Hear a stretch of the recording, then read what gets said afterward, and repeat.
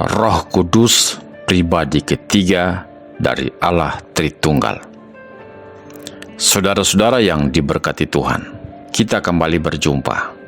Pembahasan hari ini adalah tentang Roh Kudus sebagai pribadi ketiga dari Allah Tritunggal. Sebelum kita membahas topik ini, mari kita datang kepada Tuhan di dalam doa. Bapa di surga, kami mengucap syukur untuk kesempatan perjumpaan pada saat ini. Kami akan merenungkan satu kebenaran, yaitu Roh Kudus sebagai pribadi ketiga dari Allah Tritunggal. Kami mohon anugerah Tuhan untuk menerangi hati dan pikiran kami, supaya kami mengerti kebenaran yang satu ini, sehingga iman kami semakin dikuatkan dan kami semakin bertumbuh ke arah kedewasaan rohani untuk kemuliaan Tuhan. Di dalam nama Tuhan Yesus kami berdoa. Amin. Saudara-saudara, Roh Kudus sebagai pribadi ketiga dari Allah Tritunggal sering dilupakan. Jika kita perhatikan pelayanan dari para Bapa Gereja mula-mula pasca apostolik, mereka percaya kepada Allah Bapa dan firman yang telah berasal dari Bapa telah menjadi manusia. Namun hampir tidak ada pembahasan yang mendalam tentang pribadi Roh Kudus. Kontroversi Trinitarian yang mendominasi gereja mula-mula selama berabad-abad telah menghalangi diskusi mendalam mengenai pribadi Roh Kudus. Misalnya, dalam suatu pengakuan iman, kita temukan ada pernyataan yang mengatakan, "Saya percaya kepada Roh Kudus." Hal ini menimbulkan pertanyaan, apa yang dipercayai tentang Roh Kudus? Dalam pengakuan iman Nikea, lebih singkat lagi, setelah mengatakan saya percaya kepada Bapa dan Anak, kemudian dilanjutkan dengan pernyataan dan kepada Roh Kudus. Roh Kudus seolah-olah ditempatkan hanya sebagai pelengkap. Bahkan saat ini, kita menemukan bahwa eksistensi dan peranan Roh Kudus tampaknya telah diabaikan oleh sebagian orang Kristen. Roh Kudus dipelajari sekedar untuk memenuhi kebutuhan doktrin teologi atau untuk memenuhi persyaratan akademis dalam menyelesaikan tugas kuliah di sekolah tinggi teologi, bukan sebagai upaya untuk mengenal pribadi Roh Kudus sebagai sesuatu yang hidup yang terus berkarya dalam kehidupan manusia. Ini memang aneh, tapi itu fakta yang terjadi. Apa yang terjadi dengan Roh Kudus? Sepertinya Roh Kudus tersisih pada sebagian gereja. Jadi dalam kesempatan ini, saya ingin mengajak saudara-saudara untuk meluangkan waktu membicarakan tentang pekerjaan Roh Kudus. Siapakah sebenarnya Roh Kudus itu? Roh Kudus adalah pribadi ketiga dari Allah Tritunggal. Dengan demikian, ia setara dengan Allah Bapa dan Allah Anak. Roh Kudus adalah Tuhan. Kita dapat melihat beberapa ayat tentang keilahian dari Roh Kudus. Namun sebelum itu, mari kita perhatikan terlebih dahulu Kisah Para Rasul pasal 5 ayat 3 sampai ayat yang keempat. Di sana Petrus berkata kepada Ananias yang berupaya mempertahankan sebagian hasil dari penjualan atas tanahnya. Petrus berkata, "Ananias, mengapa hatimu dikuasai iblis sehingga engkau mendustai Roh Kudus dan menahan sebagian dari hasil penjualan tanah itu? Selama tanah itu tidak dijual, bukankah itu tetap kepunyaanmu? Dan setelah dijual, bukankah hasilnya itu tetap dalam kuasamu? Mengapa engkau merencanakan perbuatan itu dalam hatimu? Engkau bukan mendustai manusia, tetapi engkau mendustai Allah." Jadi di ayat yang ketiga Petrus berkata, iblis telah memenuhi hatimu untuk berbohong kepada Roh Kudus. Dan kemudian di ayat yang kelima, Petrus berkata, kamu sendiri telah berbohong kepada Allah. Jadi Roh Kudus adalah Allah. Roh Kudus bukanlah hantu dari Tuhan Yesus seperti yang dikemukakan oleh beberapa orang.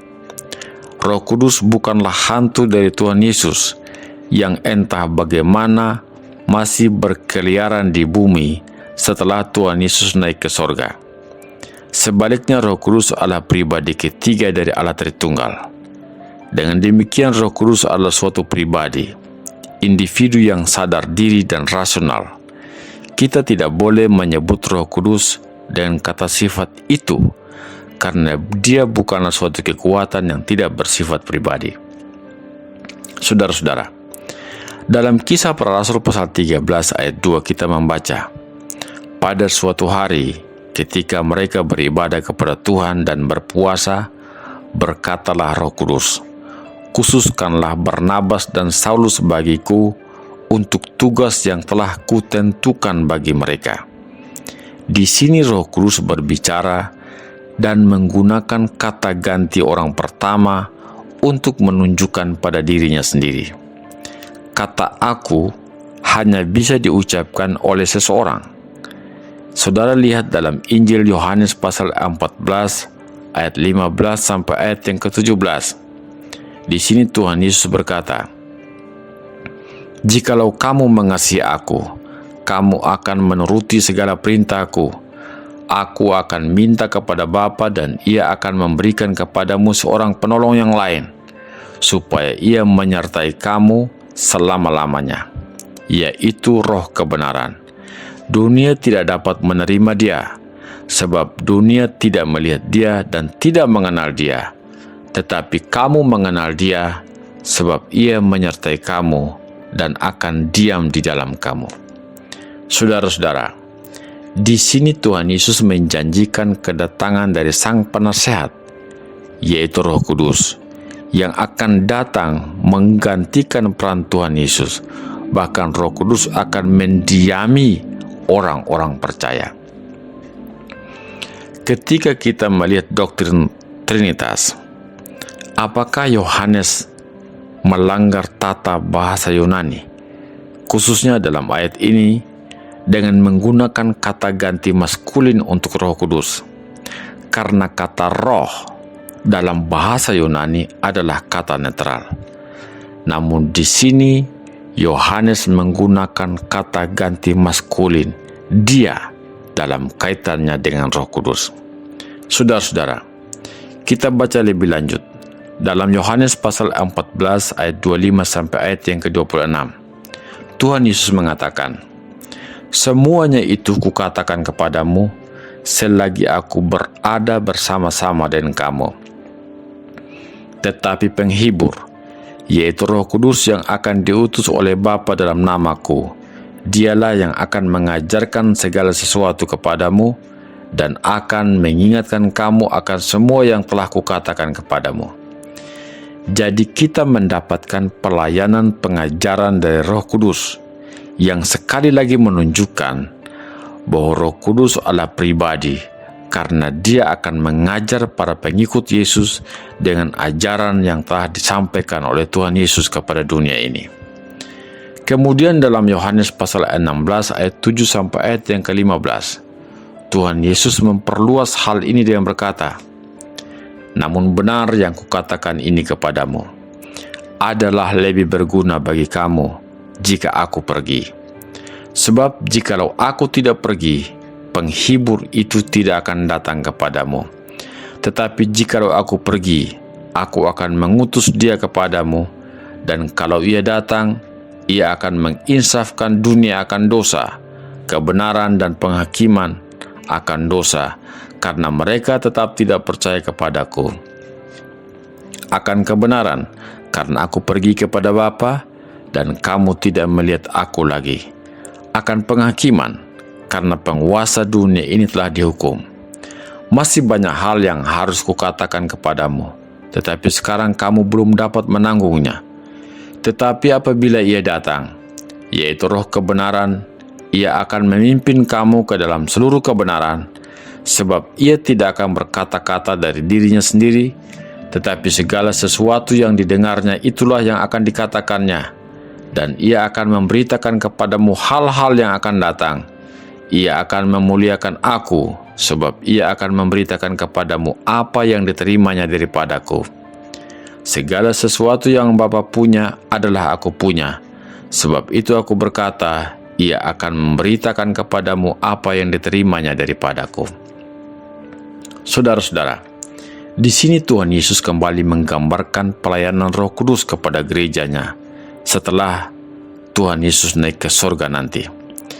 Ia membuat pernyataan yang sangat luar biasa, bahwa sebenarnya ini adalah hal yang menguntungkan bagi manusia jika Tuhan Yesus naik ke sorga, karena Roh Kudus akan datang untuk menggantikan peran Tuhan Yesus di muka bumi ini. Saudara-saudara, apa yang lebih menguntungkan bagi saudara selain kehadiran pribadi Tuhan Yesus secara fisik bersama dengan kita? Namun Tuhan Yesus justru berkata, tidak, sebenarnya lebih baik bagimu, itu demi keuntunganmu, jika Roh Kudus datang, dan Dia akan menyatakan kepadamu seluruh kebenaran tentang aku, dan akan menginsafkan dunia akan dosa, kebenaran, dan penghakiman. Ini menunjukkan betapa pentingnya kehadiran dari Roh Kudus. Saudara-saudara, kita lihat juga dalam Roma pasal 8 ayat 26 sampai ayat yang ke-27. Rasul Paulus menggambarkan pelayanan doa syafaat dari Roh Kudus atas orang-orang percaya. Rasul Paulus berkata, demikian juga Roh membantu kita dalam kelemahan kita, sebab kita tidak tahu bagaimana seharusnya berdoa, tetapi Roh sendiri berdoa untuk kita kepada Allah dengan keluhan-keluhan yang tidak terucapkan. Dan Allah yang menyelidiki hati nurani mengetahui maksud Roh itu, yaitu bahwa Ia sesuai dengan kehendak Allah berdoa untuk orang-orang kudus. Di sini Roh Kudus jelas-jelas adalah suatu pribadi, karena Ia menjadi pengantara di antara orang-orang kudus sesuai dengan kehendak Allah. Ini mengacu pada pikiran Roh Allah, Roh Bapa, yang mengetahui apa yang ada di dalam roh dan pikiran dari pengantara kita. Di sini, Roh Kudus jelas-jelas adalah suatu pribadi, karena Ia menjadi perantara antara orang-orang kudus dengan Allah. Ini mengacu pada pikiran dari Roh. Allah Bapa mengetahui apa yang ada di dalam pikiran Roh, dan Roh menjadi perantara bagi kita sesuai dengan kehendak Allah. Saudara-saudara, sekali lagi, menurut saya ini sangat jelas bahwa dalam konteks ini kita tidak berurusan dengan semacam kekuatan gaib atau energi atau kekuasaan yang bersifat impersonal. Ini adalah tentang seseorang. Ia adalah Tuhan sendiri. Ia adalah pribadi ketiga dari Allah Tritunggal. Saudara-saudara yang terakhir, dalam hubungan dengan tujuan kehadirannya di dunia ini, pribadi ini berbeda dengan Bapa dan Anak. Ini bukanlah Bapa atau Anak yang menyamar atau berperan berbeda. Ini adalah pribadi yang berbeda. Matius pasal 28 ayat 19 mencantumkan ketiga pribadi tersebut secara bersama-sama. Salah satu ayat Trinitas terbesar dalam Perjanjian Baru. Ini adalah bagian dari amanat agung Tuhan Yesus ketika Dia berkata, "Karena itu pergilah, jadikanlah semua bangsa muridku, dan baptislah mereka dalam nama Bapa dan Anak dan Roh Kudus." Jadi ketiga pribadi tersebut disebutkan dalam formula baptisan, yaitu Bapa, Anak, dan Roh Kudus. Demikian pula dalam 2 Korintus pasal 13 ayat yang ke-14. Kita menemukan 3 pribadi yang disebutkan dalam ayat yang sama. Ucapan syukur yang terakhir dari surat ini berbunyi seperti ini: kasih karunia Tuhan Yesus Kristus dan kasih Allah dan persekutuan Roh Kudus menyertai kamu sekalian. Di sini, sebagaimana tipikalnya Allah mengacu pada Allah Bapa, Tuhan mengacu pada Yesus Kristus, dan kemudian Roh Kudus disebutkan. Ini adalah 3 pribadi berbeda dalam Trinitas yang sama-sama ilahi dan sama-sama pribadi. Saudara-saudara, mari kita lihat beberapa sifat yang dimiliki oleh Roh Kudus. Yang pertama, perhatikan dalam Ibrani pasal 9 ayat 14. Saya ingin mengajak saudara untuk menyoroti sifat kekekalan dari Roh Kudus. Mari kita baca ayat ini. Betapa lebihnya darah Kristus yang oleh Roh yang kekal telah mempersembahkan dirinya sendiri kepada Allah sebagai persembahan yang tak bercacat, akan menyucikan hati nurani kita dari perbuatan yang sia-sia, supaya kita dapat beribadah kepada Allah yang hidup. Di sini sifat kekal mengacu pada Roh Kudus. Yang kedua, kemahahadiran Roh Kudus dijelaskan juga dalam Mazmur pasal 139 ayat 7 sampai ayat yang ke-8. Di sana dikatakan Roh hadir di mana-mana. Pemazmur mengatakan, kemana aku dapat pergi menjauhi Roh-Mu? Kemana aku dapat lari dari hadapan-Mu? Jika aku mendaki ke langit, Engkau di sana. Jika aku menaruh tempat tidurku di dunia orang mati, di situ pun Engkau. Di sini pemazmur menggambarkan bahwa dia tidak bisa lepas dari kehadiran Roh. Jadi kemanapun dia pergi, di sana Roh Allah hadir. Di sana Tuhan hadir. Yang ketiga, tentang kemahatauan Roh Kudus. Kita baca dalam 1 Korintus pasal 2 ayat 10 sampai ayat yang ke-11. Di sana dikatakan, karena kepada kita Allah telah menyatakannya oleh Roh, sebab Roh menyelidiki segala sesuatu, bahkan hal-hal yang tersembunyi dalam diri Allah. Siapa gerangan di antara manusia yang tahu apa yang terdapat dalam diri manusia selain roh manusia sendiri yang ada di dalam dia? Demikian pula lah tidak ada orang yang tahu apa yang terdapat di dalam diri Allah selain Roh Allah. Inilah ayat yang luar biasa di mana Paulus mengatakan bahwa Roh menyelidiki, bahkan Roh memahami, melingkupi, menyerap, memahami pikiran-pikiran Tuhan. Ini menunjukkan bahwa kita sedang berhadapan dengan seseorang yang maha tahu, yaitu Roh Kudus.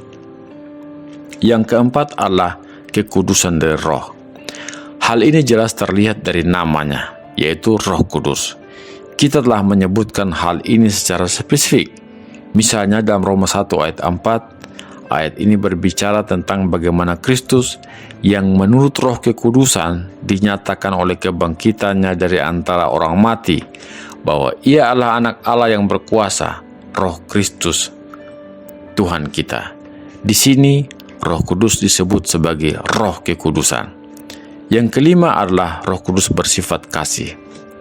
Dalam Roma 5 ayat 5 Paulus berkata, dan pengharapan tidak mengecewakan, karena kasih Allah telah dicurahkan di dalam hati kita oleh Roh Kudus yang telah dikaruniakan kepada kita. Jadi Roh Kudus bukan sekedar sumber kuasa atau bimbingan atau kekuatan. Dia adalah sumber kasih.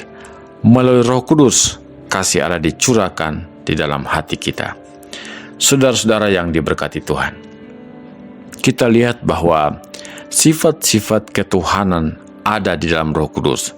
Demikian juga dengan sifat-sifat lainnya seperti keabadian, kemahahadiran, kemahatahuan, kekudusan, dan kasih. Ini menggarisbawahi tentang keilahian Roh Kudus.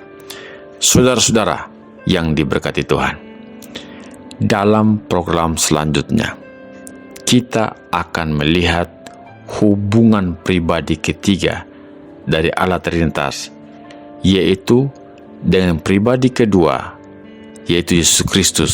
Dan kemudian kita akan melihat apa sebenarnya yang menjadi pekerjaan dari Roh Kudus. Sampai jumpa dalam program selanjutnya. Tuhan Yesus memberkati kita. Amin.